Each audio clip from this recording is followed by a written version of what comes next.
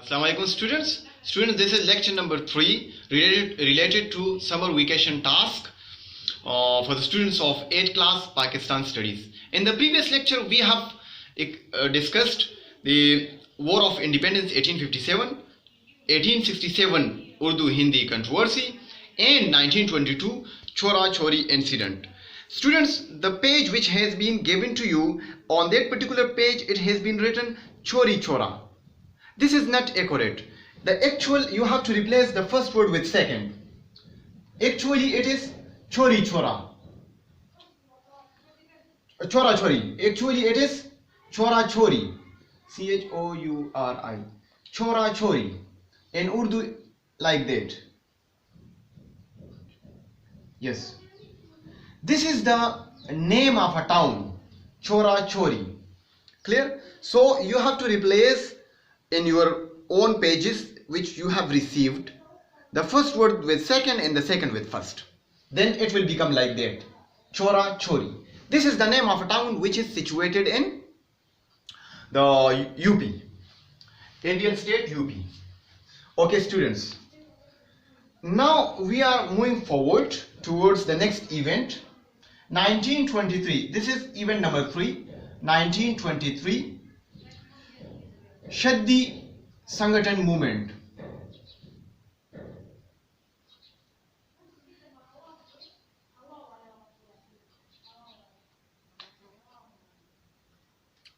Shaddi Sanghatan movements. Actually, these were two movements, Shaddi movement and Sanghatan movements. Shaddi movement was founded by Mr. Swami Shraddhanand. Mr. Swami Shraddhanand was the founder of Shaddi movement, and the aim of Shaddi movement was to convert the Muslims into Hinduism. The aim of this particular movement was the conversion of Muslims into Hinduism, because this particular movement thought that the Muslims forefathers, they were Hindus here in the subcontinent. So the Muslim rulers, they converted them into Islam or into Muslim religion. So this particular movement took place just to convert the then current, means at that time the current Muslims, into Hinduism. You got my point? I am going to repeat.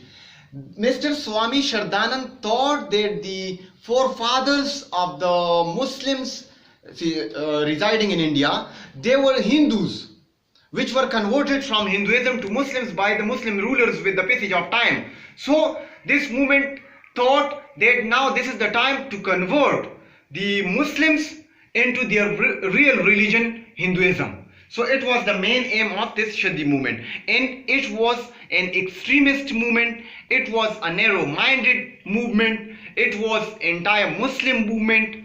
So the aim which I have already been explained. Now Sanghatan movement. This movement was founded by Dr. Monge. Dr. Monge was the founder of Sanghatan movement.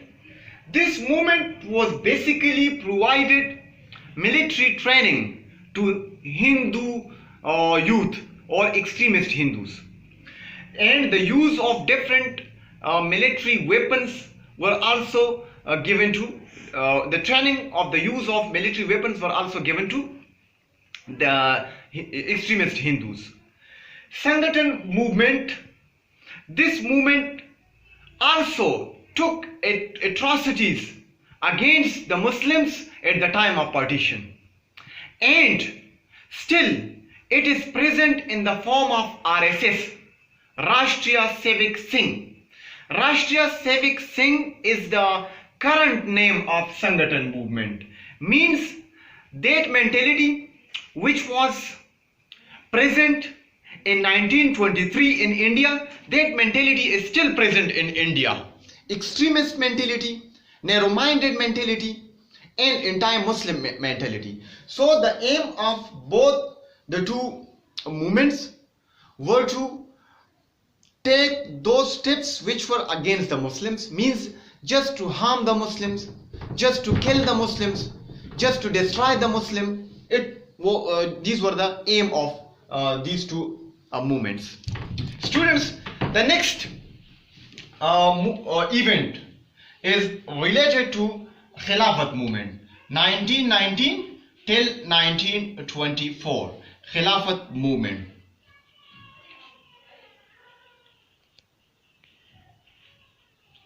Okay, students, I am going to explain the background, events and conclusion in a brief form, in a summarized form. In the First World War was started from 1914 and ended in 1918. In the First World War, the Great Britain and its ally, means United States and so many other countries, they were fighting against Germany and its ally Turkey. Turkey was at that time controlled by the Ottoman family, or it was called Ottoman Empire. Turkey was called Ottoman Empire. So at the end of the war, the Great Britain became the victorious force, and Germany and its ally Turkey, they became the defeated forces. So the Muslims of India, they were politically under the control of the Great Britain, while spiritually they were attached with the Ottoman Empire, because the three holy places, Masjid Haram situated in Makkah al-Mukarramah, Masjid Nabawi situated in Medina Munawwara, and Bayt al-Muqaddas situated at Jerusalem, all these three holy places were under the control of the Ottoman Empire, and the Ottoman Empire was the custodian of these three holy places.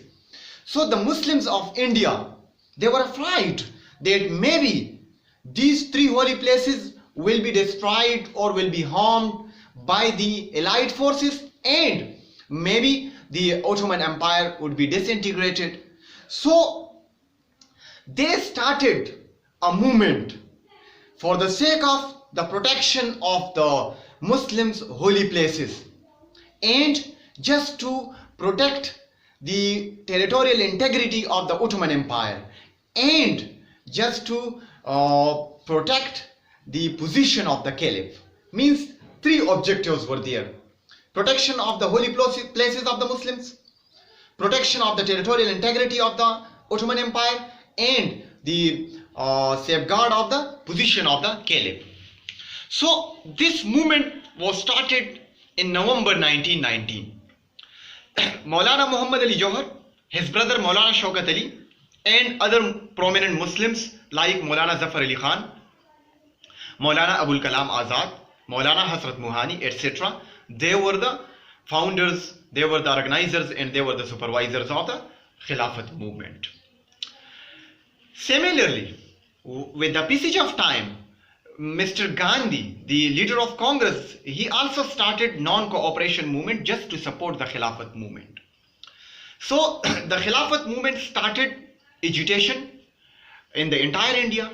They started protested, and there were so many steps which were chalked out by the leaders of the Khilafat movement and the leaders of the non-cooperation movement. In the first step, they surrendered all those titles which were given to the nobles by the Great Britain. And in the second step, the legal courts and educational institutions were boycotted by the lawyers and by the students. And in the third step, the civil servants, they resigned from their jobs. The step number 4, in which it was decided that all those Indians which were serving in the military or the police services in the Great Britain, under the control of the Great Britain at India, so they would also be resigned, but that particular step did not take place. Okay, and they started agitation countrywide, and also took those steps which I have already explained to you. Similarly, they moved towards the Great Britain. A delegation moved under the head of Maulana Muhammad Ali Johar, or under the command of Maulana Muhammad Ali Johar. A delegation moved to the Great Britain just to convince the Prime Minister of the Great Britain to convince him just to protect the territorial integrity of the Ottoman Empire. But this delegation did not take its objective. And in 1922, that Chora-Chori incident also took place. So it was also a tragic incident, and that incident parted the ways between the non-cooperation movement and the Khilafat movement. And in 1924, Mustafa Kemal Atatürk, he was a Turkish officer who was serving in the army. He declared Turkey as a modern state, and the institution of Khilafat was abolished by Mustafa Kemal Atatürk. So at this particular moment, this Khilafat movement also became null and void. Means when Mustafa Kemal Atatürk abolished the institution of Khilafat on March 3rd, 1924. So this particular action also provided the reason to dismantle the Khilafat movement in the Indian territory, and that is why the Khilafat movement also became null and void or became finished. So although Khilafat movement did not achieve its task, but this Khilafat movement provided a political training to the Muslims, that how to agitate, how to convince the rulers, how to organize the masses. And this particular movement also provided a training to the Muslim leaders, that how to convince the public, how to mobilize the public. So this particular training also provided an opportunity to the Muslim leaders who played a vital role in Pakistan movement later on. Students, inshallah, in the next lecture we will definitely touch the ideological basis of Pakistan, and I will extend task to you at that time, inshallah. Thank you.